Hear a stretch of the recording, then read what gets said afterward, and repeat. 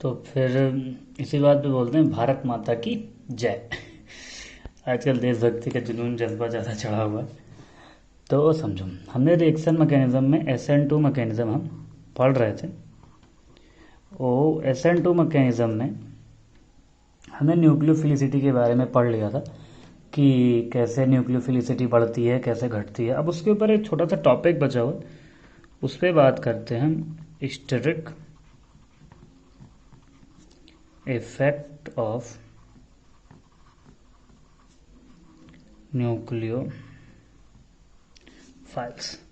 Steric effect का मतलब तुम सिंपली ये समझ सकते हो कि भीड़ भाड़ से, कि कैसे भीड़ भाड़ से मतलब न्यूक्लियोफाइल की प्रॉपर्टीज़ है, न्यूक्लियोफाइल की पावर पे कैसे चेंज आते हैं।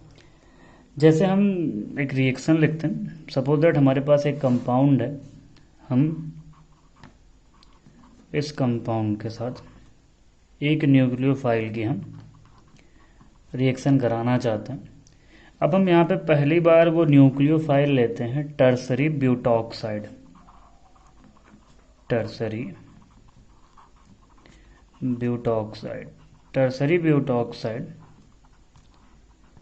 ये स्ट्रक्चर होता है, ठीक है।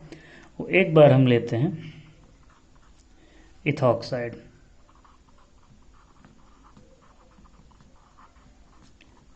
इथॉक्साइड हमारे पास ये स्ट्रक्चर होगा। अब इस बात को समझना, जब न्यूक्लियोफाइल यहाँ पे अटैक करेगा, हमने ये चीज़ पढ़ी थी कि जो बेस होते हैं वही न्यूक्लियोफाइल भी होते हैं। तो ये बात यहाँ तुम्हें समझ में आएगी कब चीज़ें बेस की तरह बिहेव करती हैं, कब नहीं करती। जब हम आगे एलिमिनेशन रिएक्शन पढ़ेंगे तुम्हें वहाँ पे ये चीज़ें और अच्छे से क्लियर हो जाएंगी। अब बात को समझना, हमें इस Cl को यहाँ से निकालना है।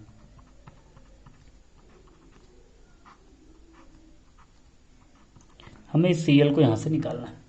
अब एक बात को समझना, ये जो टर्ट ब्यूटॉक्साइड है ये हिंडर्ड है, ये हिंडर्ड है और ये अनहिंडर्ड है, ये अनहिंडर्ड है। अब एक बात को समझो, अगर हम टर्सरी ब्यूटॉक्साइड को इस कार्बन पे अटैक करने के लिए भेजें, तो हमने पढ़ा था कि अटैक तभी होगा जब इन दोनों की एंटी बॉन्ड, इसकी जो एंटी बॉन्डिंग ऑर्बिटल होगी, इसका जो ऑर्बिटल होगा वो ओवरलैप करेंगे। जब ये खुद ही बड़ा है तो ये इस कार्बन पे अटैक नहीं कर पाएगा। जब ये खुद काफ़ी ज़्यादा बड़ा है तो ये इस कार्बन तक पहुंचने में इसको प्रॉब्लम होंगी। तो मतलब ये उतना अच्छा न्यूक्लियोफाइल नहीं होगा, क्योंकि न्यूक्लियोफाइल का मतलब होगा जब ये अटैक कहाँ पे करेगा, इस कार्बन पे। इस कार्बन के लिए इसे अपने इस पूरे आसपास के मटेरियल को साथ लेकर जाना पड़ेगा। जब ये साथ लेकर जाएगा, तो जब ये साथ लेकर जाएगा तो इस हाइड्रोजन, या तुम समझ सकते हो कि इस कार्बन पे पहुंचने के लिए इन सबको साथ में लेके घुसना पड़ेगा इसे।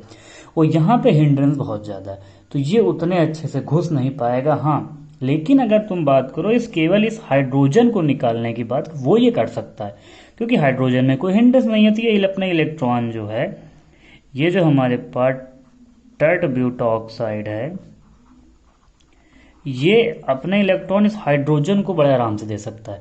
और हमने पढ़ा था जब कोई कंपाउंड हाइड्रोजन को अपने इलेक्ट्रॉन देता है तो वो क्या बनता है, बेस बनता है। तो जो हिंडर्ड होते हैं वो न्यूक्लियोफाइल तो अच्छे नहीं होते, हाँ, लेकिन बेस वो अच्छे होते हैं। अब अगर हम इस कंपाउंड की बात करें तो ये अनहिंडर्ड है। अनहिंडर्ड है तो ये इस जो हमारे पास इथॉक्साइड है, ये जो हमारे पास इथॉक्साइड है, ये इस कार्बन पे अटैक अच्छे से कर सकता है। तो ये कार्बन पे अटैक अच्छे से कर सकता है, तो मतलब ये किस तरह बिहेव कर सकता है, न्यूक्लियोफाइल की तरह। हाँ, ये बेस भी होगा क्योंकि इसे बेस हाइड्रोजन, लेकिन ये उतना अच्छा बेस नहीं होता, ये न्यूक्लियोफाइल ज़्यादा अच्छा होता है। तो बात को समझो, अगर हमें बेस की तरह कंपाउंड को वर्क कराना है तो हम बल्की कंपाउंड्स लेंगे। तो जो बल्की कंपाउंड्स होंगे, बल्की कंपाउंड्स, या फिर तुम कह सकते हो जो बल्की न्यूक्लियोफाइल्स होते हैं, वो ज़्यादा बेटर तरीके से बेस बिहेव करते हैं। वो जो अनहिंडर्ड कंपाउंड या छोटे कंपाउंड होते हैं वो ज़्यादा अच्छे से न्यूक्लियोफाइल बिहेव करते हैं, क्योंकि वो जाके अटैक कर सकते हैं। तो हमें ये बात समझ में आई, जो बल्कि न्यूक्लियोफाइल होते हैं वो ज़्यादा अच्छे बेस होते हैं, उतने अच्छे न्यूक्लियोफाइल नहीं होते। लेकिन जो अनहिंडर्ड कंपाउंड होते हैं वो न्यूक्लियोफाइल ज़्यादा अच्छे होते हैं, जबकि अच्छे बेस वो नहीं होते हैं। तो ये न्यूक्लियोफिलिसिटी के ऊपर जितनी भी बातें थी वो हमने की। आगे इसके क्वेश्चन में तुम्हें और चीज़ें समझ में आएंगी।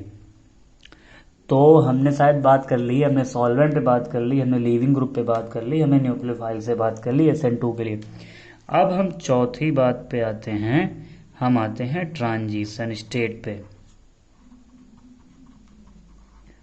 ट्रांजिशन स्टेट, अब ये भी समझना, ये भी इंपॉर्टेंट होता है। अब ट्रांजिशन स्टेट में अगर हम एक रिएक्शन लेके चल रहे थे, इस रिएक्शन की हम बात करें, साथ में OH नेगेटिव ये बैक साइड से अटैक करेगा, तो इसमें हमें ये ट्रांजिशन स्टेट मिलेगी, पार्शियल नेगेटिव, और यहाँ पे हमें हाइड्रोजन, यहाँ पे हाइड्रोजन और यहाँ पे हाइड्रोजन, ये हमें ट्रांजिशन स्टेट मिलेगी। अब एक बात को समझो, इस ट्रांजिशन स्टेट में दो कंपाउंड, या तुम समझ सकते हो कि दो के पास पार्शियल नेगेटिव चार्ज है, एक इस क्लोरीन के पास भी है, एक इस हाइड्रोक्साइड के पास भी। तो तुम्हें पता होता है किसी कंपाउंड पे चार्ज का होना मतलब किसी के सर पे बोझ का होना। मतलब तुम कभी अगर इसे थोड़ा और अच्छे से कहा जाए, चार्ज का मतलब किसी के सर पे पाप होना। तो लोग अपने पाप को क्या करना चाहेंगे, कम करना चाहेंगे। तो अब बात को समझना, इसे और थोड़ा डिटेल में बात करते हैं हम ट्रांजिशन स्टेट को इसके बाहर बनाते हैं, हम फिर इसके ऊपर बात करते हैं।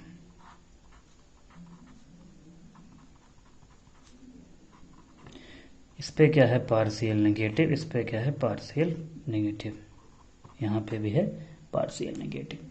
अब एक बात को समझो, अगर हम किसी तरह इस नेगेटिव चार्ज को कम कर पाए, अगर हम किसी भी तरह ये जो नेगेटिव चार्ज इस क्लोरीन और ऑक्सीजन पे, या तुम कह सकते हो यहाँ पे ये जो जनरली न्यूक्लियोफाइल है और ये जो क्या है लीविंग ग्रुप है, तो अगर हम नेगेटिव चार्ज को कम कर पाए तो जो ये ट्रांजिशन स्टेट होगी उस नेगेटिव चार्ज के कम होने से क्या हो सकती है, स्टेबल होगी। क्योंकि नेगेटिव चार्ज की वैल्यू अगर कम होगी तो कम मतलब जो एटम्स होंगे उनके ऊपर जो चार्ज होगा वो चार्ज का कम होगा। तो चार्ज के आने से किसी कंपाउंड की अनस्टेबिलिटी बढ़ती है।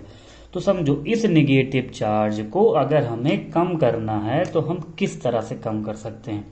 इसको कम करने का तरीका ये है कि हम इसकी तरफ क्या करें, पॉजिटिव चार्ज को धक्का दे दें, पॉजिटिव चार्ज को धक्का दे दें, या फिर जो इससे नेगेटिव चार्ज है उसे हम क्या करें, खींच लें। अगर हम इस नेगेटिव चार्ज को इन दोनों न्यूक्लियोफाइल या फिर इस लीविंग ग्रुप के ऊपर से हम खींच लेते हैं तो ये ट्रांजिशन स्टेट क्या हो जाएगी, स्टेबल हो जाएगी। अब केमिस्ट्री में ऐसे तुम्हारे सिलेबस में ग्रुप्स नहीं है जो पॉजिटिव चार्ज को धक्का देते हो। हाँ, तुम अगर ये बात इंडक्टिव इफेक्ट में बात करोगे तो वो धक्का देना नहीं, वो उनका खींचना ही होता है। तो हमारे पास ग्रुप्स ऐसे नहीं होते कि जो हम पॉजिटिव चार्ज को इनकी तरफ अप्रोच करा सकें। हम क्या करा सकते हैं कि हम निगेटिव चार्ज को इनकी तरफ से क्या कर सकते हैं, खींच सकते हैं। मतलब हम चाहते हैं जो इलेक्ट्रॉन है वो उस एटम के पास से क्या हो जाए, विड्रॉ कर जाए। तो मतलब हमें समझ में आया, अगर हमें इलेक्ट्रॉन विड्रॉ करने हैं तो हमें वहां पे क्या लगाना पड़ेगा, इलेक्ट्रॉन विथड्रॉइंग ग्रुप।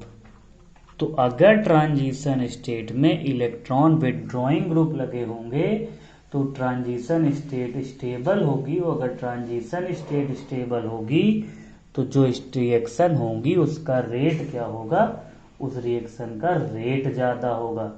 तो ये बात हमें समझ में आई कि जितना हम स्टेबल ट्रांजिशन स्टेट को कर पाएंगे उतना ज्यादा रिएक्शन का क्या होगा, रेट ज्यादा होगा।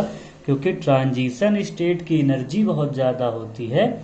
अगर हम इसकी एनर्जी को कम कैसे कर सकते हैं, जो इन एटम्स के ऊपर नेगेटिव चार्ज है अगर हम इसको कम कर दें तो नेगेटिव या किसी भी चार्ज का होना एटम को अनस्टेबल बनाता है, जिससे ये स्ट्रक्चर हमारे स्टेबल हो सकते हैं ट्रांजिशन स्टेट। तो अगर हमारे पास इलेक्ट्रॉन विड्रॉइंग ग्रुप हैं तो वो SN2 की रेट को इंक्रीज करते हैं। ये सबसे इम्पोर्टेंट बात होती है, क्योंकि वो क्या करते हैं, वो इंक्रीज कैसे कर पाते हैं, वो ट्रांजिशन स्टेट को स्टेबल बना देते हैं। वो अगर वहाँ पे कोई इलेक्ट्रॉन विड्रॉइंग ग्रुप नहीं है तो वो ट्रांजिशन स्टेट को स्टेबल उसके कंपेयर में ज़्यादा अच्छा बना देते हैं। तो इसके लिए जो सबसे अच्छा एग्जाम्पल होता है वो होता है अल्फा कार्बोनिल। जो अल्फा कार्बोनिल होते हैं ये बहुत अच्छे इलेक्ट्रॉन विड्रॉइंग ग्रुप होते हैं। अल्फा कार्बोनिल का मतलब क्या होगा यहाँ पे, कि जैसे हमारे पास ये स्ट्रक्चर है, यहाँ पे Cl लगा है, इसके कार्बन के रिस्पेक्ट में ये क्या होगा अल्फा, तो इस पे क्या लगा हो, ये कार्बोनिल ग्रुप लगा हो। तो इस कार्बन के रिस्पेक्ट में ये अल्फा कार्बन होगा, तो ये स्ट्रक्चर किसका एग्जाम्पल होगा, अल्फा कार्बोनिल का। ये एक बार जे एडवांस का क्वेश्चन भी आ चुका है रेट ऑफ रिएक्शन कंपेयर करने में। तो ये याद रखना, जो हमारे पास इलेक्ट्रॉन विड्रॉइंग ग्रुप होंगे वो क्या करते हैं, वो इस रेट को बढ़ा देते हैं। तो जैसे हमारे पास एक एग्जाम्पल आया अल्फा कार्बोनिल, और दूसरा हमारे पास बेंजीन रिंग भी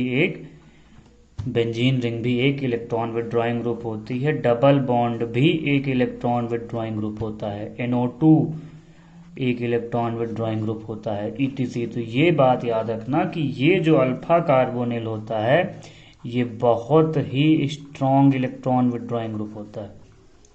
इसके एग्जाम्पल तुम्हें जब करोगे तुम्हें इसकी वैल्यू समझ में आएगी कि इलेक्ट्रॉन विड्रॉइंग ग्रुप के होने से या इसके स्टेबल, अगर तुम ये समझोगे, अगर अगला टॉपिक पढ़ेंगे तो सबसे अच्छी जो रेट हमने पढ़ी होती है मिथाइल कार्बोनिल की, मिथाइल हेलाइड की पढ़ते हैं जनरली, तो अल्फा कार्बोनिल के आने से वो रेट 1,00,000 गुना ज़्यादा तेज हो जाती है।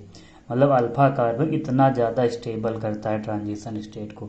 इसके ऊपर एक क्वेश्चन भी है, एडवांस 2013 में आया था, वो हम डिस्कस भी करेंगे। तो ये बात समझ में आई, जो ट्रांजिशन स्टेट है, ट्रांजिशन स्टेट में अगर हमारे पास इस नेगेटिव चार्ज को कम करने का कोई तरीका हो तो हम उसे कम करके ट्रांजिशन स्टेट को क्या कर सकते हैं, स्टेबल कर लेंगे। उसके लिए हमें क्या चाहिए होंगे, इलेक्ट्रॉन विड्रॉइंग ग्रुप चाहिए होंगे। वो इलेक्ट्रॉन विड्रॉइंग ग्रुप मिलके इस ट्रांजिशन स्टेट को स्टेबल करेंगे, जिससे कंपाउंड हमारी जो रिएक्शन की रेट होगी वो काफ़ी अच्छी होगी। तो चौथा पॉइंट क्या आया हमारे पास, ट्रांजिशन स्टेट। ये सारे पॉइंट वो होंगे जो हमारे रिएक्शन की रेट को इफेक्ट करेंगे। तुम्हें ये सारे पॉइंट और समझ में आएंगे जब हम इसके एग्जाम्पल के ऊपर बात करेंगे। जो अगला लेक्चर इसमें आएगा, इस रिएक्शन उसमें रिएक्शन मैकेनिज्म पे, उसमें हम SN2 के क्वेश्चन की ही बात करेंगे, काफ़ी अच्छे अच्छे क्वेश्चन की बात करेंगे। अब हम बात करते हैं सबसे लास्ट में हमारे पास है सबस्ट्रेट मतलब हम जनरली एल्काइल हेलाइड्स की ही बात करते हैं, क्योंकि तुम्हें यही सिलेबस में तुम्हारे इसी चैप्टर में SN2 रिएक्शन की बात की गई। एल्काइल हेलाइड की बात समझते हैं। अब अगर हम दो एग्जाम्पल के साथ शुरू करें, एक CH3Cl और इसकी हम रिएक्शन कराएं OH निगेटिव से, और एक हम यहाँ पे ये कंपाउंड लेते हैं,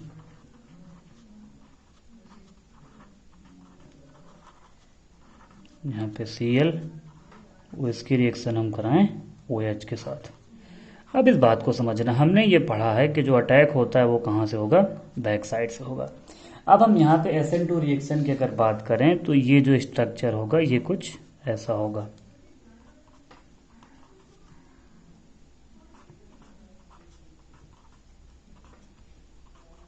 और यहाँ पे इस कार्बन पे अटैक करना है, ठीक है। अब अगर हम इस कंपाउंड की बात करें तो ये कुछ ऐसा होगा।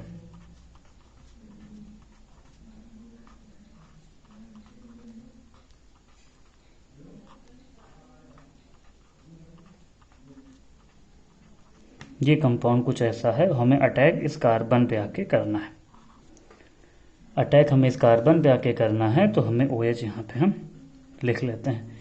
अब इस बात को समझो, इसमें जो अटैक है हमें इस कार्बन पे आके करना है, और इसमें जो अटैक है वो हमें इस कार्बन पे आके करना है। अब एक बात तुम्हें यहाँ पे समझ में आ रही है कि जो दो सबस्ट्रेट लिखे हुए हैं उसमें से एक सबस्ट्रेट में हिंड्रेंस कम है। देखो अभी हमने जो हिंड्रेंस पढ़ी थी वो न्यूक्लियोफाइल की हिंड्रेंस थी, वो ये हम बात कर रहे हैं सबस्ट्रेट के हिंड्रेंस की। तो ये बात हमें पता चली कि इस सबस्ट्रेट में जो हिंड्रेंस है वो लेस है, वो इस सबस्ट्रेट में जो हिंड्रेंस है वो बहुत ज़्यादा है। अब एक बात समझ में आई, देखो हिंड्रेंस कम है जिससे इस OH का जो अटैक होगा वो कैसा होगा, काफ़ी ज़्यादा इजीली वो अटैक कर लेगा। इसमें अटैक इजीली नहीं होगा, इसमें जो अटैक होगा वो काफ़ी ज़्यादा डिफ़िकल्ट होगा। जब अटैक डिफ़िकल्ट होगा इसका रेट क्या होगा, डाउन हो जाएगा। जब अटैक हमारा डिफ़िकल्ट होगा तो रेट ऑफ रिएक्शन हो जाएगी डाउन। तो मतलब हमें समझ में आया कि जो सबस्ट्रेट होना चाहिए वो कैसा होना चाहिए, लेस हिंडर्ड होना चाहिए। जितना ज़्यादा लेस हिंडर्ड होगा उतना ज़्यादा रेट ऑफ SN2 ज़्यादा होगी। मतलब अगर तुम इसे और अच्छे से लिखो तो जो रेट ऑफ SN2 है ये प्रोपोर्शनल होती है 1 हिंड्रेंस के, कि जितना ज़्यादा हिंड्रेंस होगी रेट ऑफ रिएक्शन उतनी कम होगी। तो ये बात हमें समझ में आई कि हिंड्रेंस जब कम होने से जो रेट ऑफ रिएक्शन होगी वो ज़्यादा होगी। तो अगर हम इसका सिंपल सा एग्जाम्पल एक कोई ऑर्डर बनाना चाहें, तो अगर हम इस रिएक्शन इस कंपाउंड की बात करें और इसका हम कंपेयर करें इसके साथ, तो तुम्हें समझ में आ रहा होगा कि ये जो कंपाउंड लिखा है ये मिथाइल क्लोराइड है।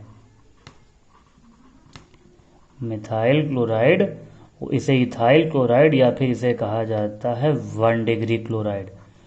तो देखो इसमें जो अटैक इस कार्बन पे होना है, इसमें अटैक इस कार्बन पे होना है, तो इसके रिस्पेक्ट में यहाँ पे हिंड्रेंस कम है और यहाँ पे हिंड्रेंस कम है, जिससे ये जो स्ट्रक्चर है इसमें अटैक ज़्यादा अच्छा नहीं होगा, अटैक इसमें ज़्यादा अच्छा होगा। तो रेट ऑफ SN2 का ये ऑर्डर होगा कि जितनी कम हिंड्रेंस होगी उतना ज़्यादा रेट क्या होगा, ज़्यादा होगा। तो अगर हम इसका एक जनरल ऑर्डर बनाना चाहें तो हम यहाँ पे X जो लेंगे वो हैलोजन को लेंगे, या फिर तुम सेम हैलोजन होगा, हैलोजन चेंज नहीं करेंगे, जो भी होगा वो सेम हैलोजन होगा, या फिर तुम इसे सेम लिविंग ग्रुप समझ सकते हो, वो टोसाइल ले लो या ट्रोफाइल ले लो, तुम जो भी लेना चाहो।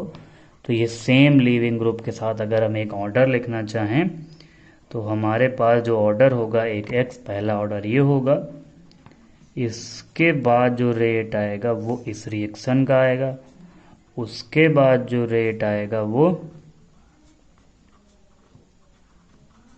इसका आएगा, वो सबसे लास्ट में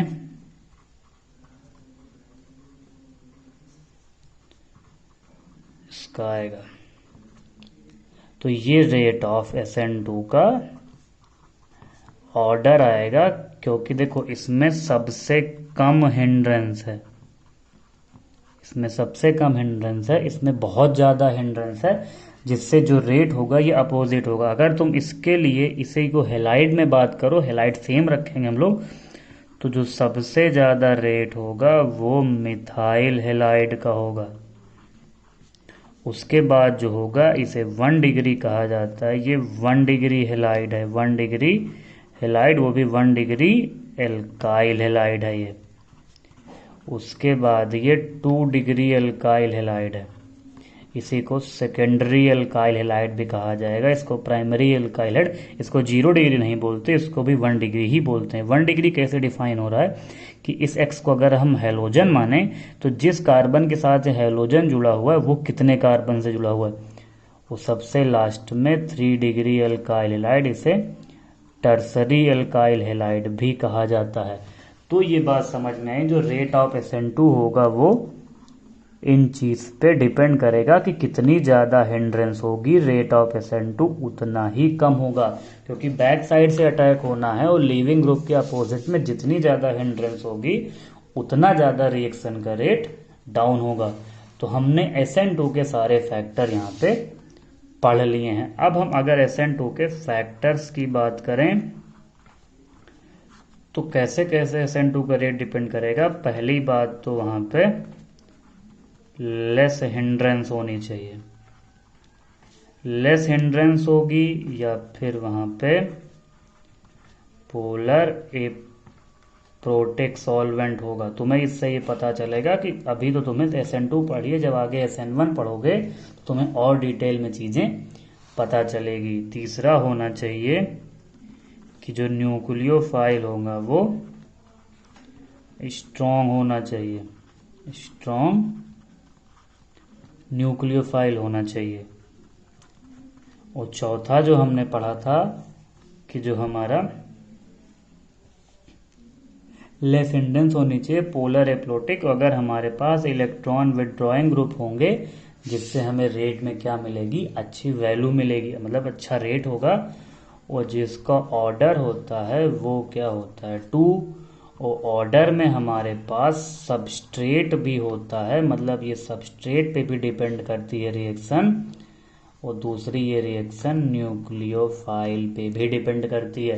तो ये कुछ SN2 के इम्पॉर्टेंट पॉइंट्स होते हैं जो SN2 रिएक्शन को डिफाइन करते हैं। अब एक बहुत छोटा सा टॉपिक बचा हुआ है जो हम केवल बात करेंगे, जब उस पर क्वेश्चन होंगे तुम्हें और चीज़ें समझ में आएंगी कि इस टॉपिक का मतलब क्या है। मतलब तुम्हें अभी पढ़ के तुरंत समझ में नहीं आएगा। तो अगर हम इस SN2 रिएक्शन की स्टीरियो केमिस्ट्री की बात करें, अगर हम इस रिएक्शन की स्टीरियो केमिस्ट्री की बात करें तो ये याद रखना कि इसमें जो प्रोडक्ट होगा, प्रोडक्ट जो होगा उसमें इन्वर्जन होता है। प्रोडक्ट में क्या होगा, इन्वर्जन। वो ये सारी कहानी तभी आएगी इन्वर्जन रिटेंशन की, या इन्वर्जन की, या रिटेंशन क्या होता है आगे समझेंगे। इन्वर्जन की जो हमारा जो कार्बन होगा वो कार्बन हमारे पास चिराल होना चाहिए, या फिर तुम ये कह सकते हो कि वहाँ पे कायरल होना चाहिए। जैसे अगर हम इस कार्बन पे अटैक होने की बात करें, अगर अटैक इस कार्बन पे होगा तो ये कार्बन क्या होगा, चिराल कार्बन है। चिराल कार्बन को क्या होता है, जिसमें चारों कार्बन, चारों ग्रुप एक कार्बन के आसपास क्या हो, डिफरेंट हो। तो जब इस कंपाउंड पे SN2 होगा तो हमें क्या मिलेगा, इन्वर्जन मिलेगा। अब ये मत सोचना कि यहाँ पे कायरल कार्बन नहीं होगा तो कैसे इन्वर्जन होगा। अब इन्वर्जन तुम सिस और ट्रांस में भी सोच सकते हो, ऐसा जो है ना कि इन्वर्जन केवल RS का ही इन्वर्जन होता है, इन्वर्जन सिस और ट्रांस का भी होगा। हम इसके ऊपर क्वेश्चन भी करेंगे। तो ये बात याद रखना कि स्टीरियो केमिस्ट्री में इन्वर्जन होगा। वो इन्वर्जन की वैल्यू कब समझ में आएगी, जब कार्बन कायरल होगा। क्योंकि अगर ये कंपाउंड हुआ, ये कंपाउंड हुआ तो ये कंपाउंड ही कायरल नहीं है, क्योंकि इसमें दो ग्रुप जो है वो सेम है कार्बन के। तो इसमें इन्वर्जन का कोई मतलब नहीं होगा, क्योंकि जब कंपाउंड ही कायरल नहीं है तो उसके हमें इन्वर्जन से क्या मतलब, क्योंकि उसमें जो R और S होता है, तुमने पढ़ा होगा कि प्लेन पोलराइज लाइट को अपोजिट घुमाते हैं। तो वो जो ऑप्टिकली एक्टिव की कहानियां वगैरह आती हैं वो जनरली ये नहीं कि बिना कायल कार्बन के कंपाउंड ऑप्टिकली एक्टिव नहीं होते हैं, ऐसा नहीं कि बिल्कुल ये मत सोचना कि ऑप्टिकली एक्टिव कंपाउंड जो होते हैं वो बिना कायल कार्बन के नहीं हो सकते, होते हैं ऑप्टिकली एक्टिव।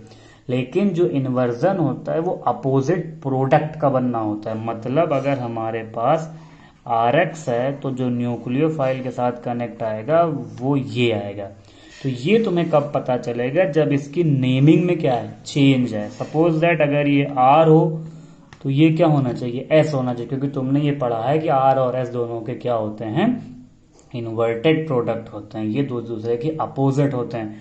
मतलब अगर ये सिस हो तो ये क्या है, ये ट्रांस आए, तो उल्टा बनती हैं चीज़ें। उल्टा कैसे बनती हैं, जब तुम उसके प्रोडक्ट पढ़ोगे और कम इसके SN2 के रिएक्शन पे समझोगे तुम्हें और समझ में आएगा। तो स्टीरियो केमिस्ट्री का मतलब ये होगा कि SN2 में क्या होता है, इन्वर्जन।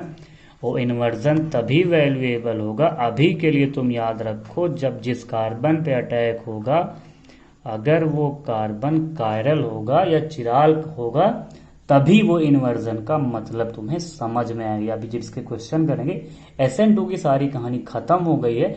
अब SN2 और अच्छे से तुम्हें समझ में आएगा जब तुम क्वेश्चन करोगे, उसके बाद जब कंपैरिजन होगा SN2 और SN1 का, तो हमारी यहाँ पे SN2 रिएक्शन खत्म होती है, इसकी सारी थ्योरी खत्म होती है। अब हम इसके क्वेश्चन करेंगे जिससे तुम्हें और डिटेल में चीज़ें समझ में आएगी। हम इसके ऊपर कम से कम 25 से 30 क्वेश्चन हम खुद करेंगे, जो अच्छे क्वेश्चन होंगे MS चौहान से भी लेंगे, प्रीवियस ईयर के भी क्वेश्चन लेंगे, काफ़ी अच्छे क्वेश्चन होंगे, जिससे तुम्हें SN2 रिएक्शन पूरी क्लियर होगी और साथ में हम SN1 रिएक्शन भी पढ़ते रहेंगे। तब तक के लिए मिलते हैं, और इसी बात पे याद रखना, भारत माता की जय।